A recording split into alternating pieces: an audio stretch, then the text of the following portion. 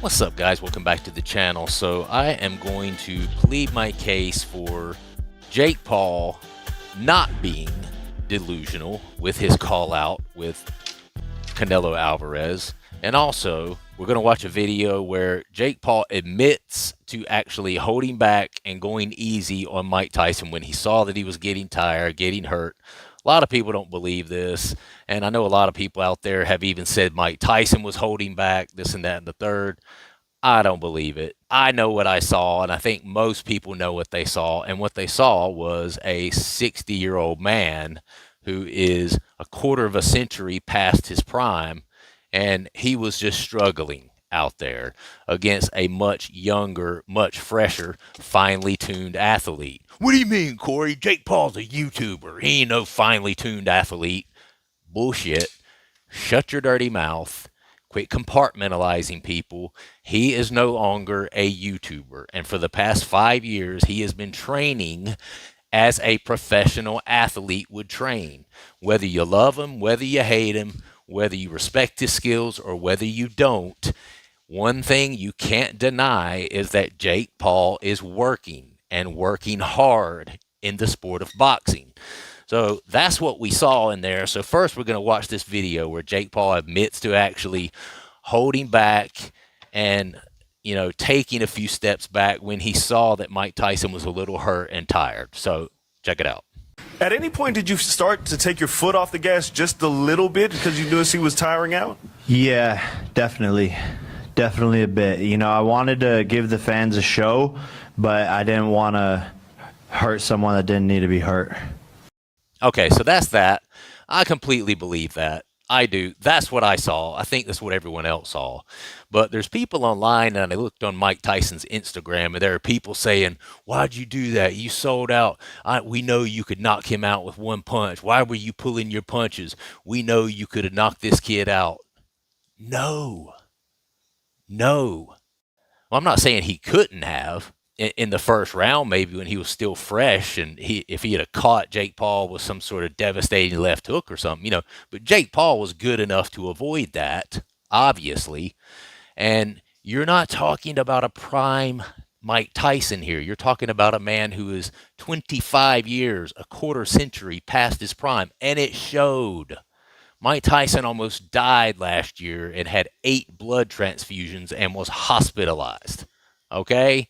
So that's what we saw, and we saw a younger, fresher athlete in Jake Paul who he and his team discussed it beforehand and probably said, hey, if he starts looking his age out there, if he starts struggling, if he starts getting winded, or if you get him hurt, just step back a little bit, give the fans a show, but don't knock out the legend. We don't need Mike Tyson's legacy to end with him getting knocked out by a YouTuber turned boxer that's half his age. Listen, Jake Paul does well as a troll. He does well as a heel. But there's a difference in being a troll and a heel. Those two things can still make you money. But you don't want to be truly hated. His team knows that. And if he would have gotten Mike Tyson hurt, and Mike Tyson's out there stumbling around looking like a 60-year-old man out there, and then Jake Paul would have went in for the kill like he's done on some of his other fights and knocked Mike Tyson out, do you know how much hate there would be for Jake Paul? His team knew that. His crew knew that. So they did what was right. Once they saw Mike Tyson was struggling, they stepped back a little bit. They did not go in for the kill when they had him hurt. And that was the plan the whole time, okay? But I don't want these people to talk Mike Tyson into getting back into the ring. There's people on there telling him he looked great in there. Oh, we know you could have knocked Jake Paul out. Just do it again where it's not scripted, this and that. Don't encourage him because you're lying to the man. And I don't want to see Mike Tyson get in there and get hurt as an older man out there trying to box. 60-year-old people can't take punches anymore. It's just the way it is, okay? And so the next thing I want to talk about is this call out of Canelo Alvarez via Jake Paul, okay? And a lot of people think, oh, he's just putting his name in the hat because then he's never going to fight Canelo Alvarez.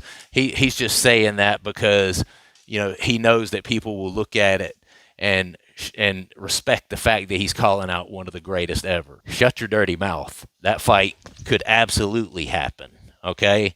Because that is one of the biggest money fights that could ever be right now. All right? Whether you respect the skills of Jake Paul or you don't, he has a huge social media following, and Canelo Alvarez has a huge following from the boxing world. You put those two together, they would make a massive amount of money. Well, what are you talking about, man? Canelo Alvarez is 62-2. He's one of the best boxers ever. Jake Paul's been boxing for 5 years. He would murder Jake Paul. Okay, let's talk about that. Do you know that one of the fights that Canelo Alvarez lost was recently? And do you know who that fight was against? It was a guy named Dmitry Bivol. Do you know what Dmitry Bivol had that most, if not almost all, of Canelo Alvarez's previous opponents did not have? For one thing, it wasn't at super middleweight where Canelo usually fights. It was at light heavyweight. And Dmitry Bivol is 6 foot tall. Dmitry Bivol had a 5-inch longer reach and was just a bigger man than Canelo.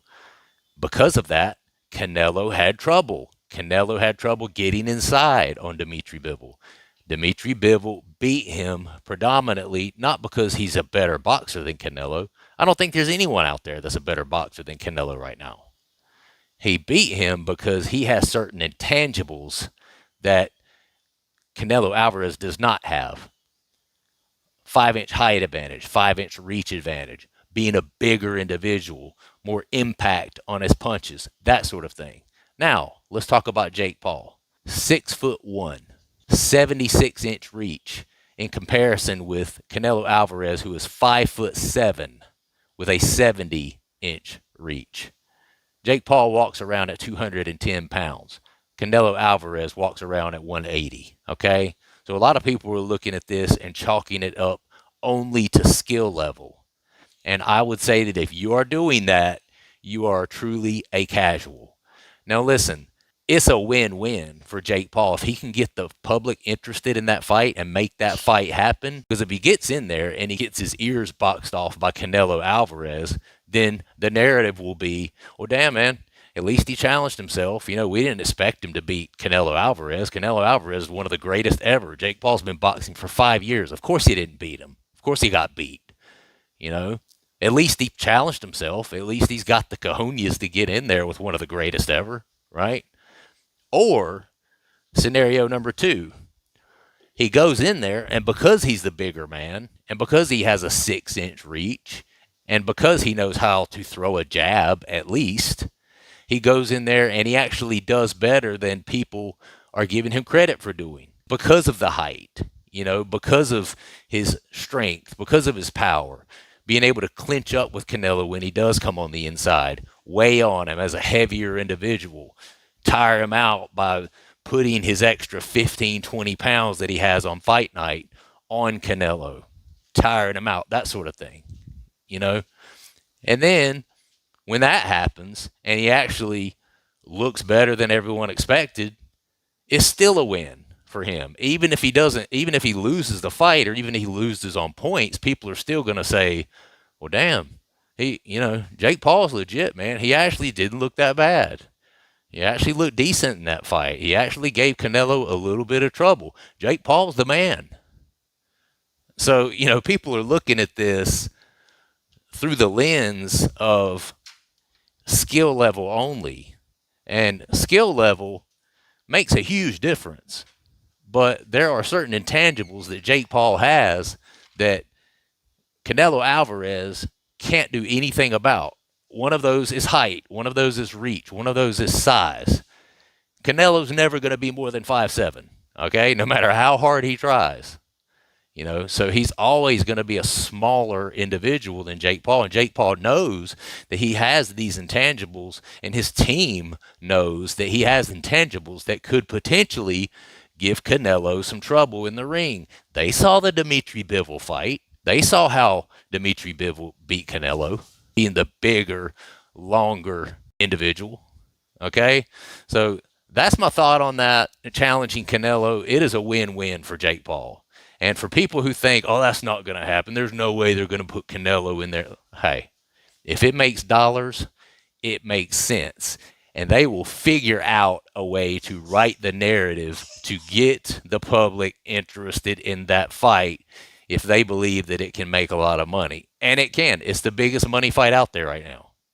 The only one that might be bigger would be if Conor McGregor stops snorting the yayo for a few months, long enough to get into a training camp and go box Jake Paul. But still, even then, Conor McGregor is 5'8", 5'9". Walks around at 180, 190 pounds when he's not on the sauce, right? Jake Paul is, again, a much bigger individual. Conor McGregor is decent in the ring, but he's an MMA star. He's not a legitimate boxer.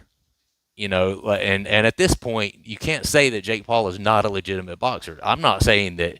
I'm not rating his skill level here in comparison with people who are some of the best, but he definitely has been training and has been trained by some of the best in the sport of boxing, whereas Conor's not doing that. He's out there snorting yayo and drinking and partying all the time. Okay, so the only fight that could be bigger than Jake Paul and Canelo would be Jake Paul and Conor McGregor, which I don't see that happening anytime soon, just by virtue of where Conor is in his life. Conor's got to get all his personal shit cleaned up before he's going to get back in the ring. So that one, he's just talking shit. He's just trolling a little bit. I think he knows he's not going to get Conor in there. But Canelo, that could potentially happen, guys. And for all of you that think they're going to get in the ring and Canelo's just going to run right through him like a knife through hot butter, you are going to have a rude awakening. Those are the same people that thought a 60-year-old Mike Tyson was going to knock Jake Paul out with one punch. I told people I didn't think that would happen, and I told people that I felt like Mike Tyson would end up losing a decision, which is what happened. Don't be a casual. Think about all of the variables that are involved in a boxing match like this. Okay, you have to. So that's it. I'm going to go. Stop talking Mike Tyson into trying to get back in the ring. He did not look good. He does not need to be back in the ring. And yes, Jake Paul is not just trolling when it comes to Canelo Alvarez. That fight could potentially happen, and it could potentially be a somewhat competitive fight. Mark my words. Just the guy on my lunch break is out. I appreciate you joining me in this format, especially. I'll see you next time. Subscribe to the channel, like the video, and comment down below. Take care.